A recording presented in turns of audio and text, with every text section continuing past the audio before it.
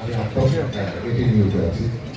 শেষ প্রশ্ন আমার শেষ প্রশ্ন না, আচ্ছা আমার শেষ প্রশ্ন তো অনেক প্রশ্ন লাগবে না।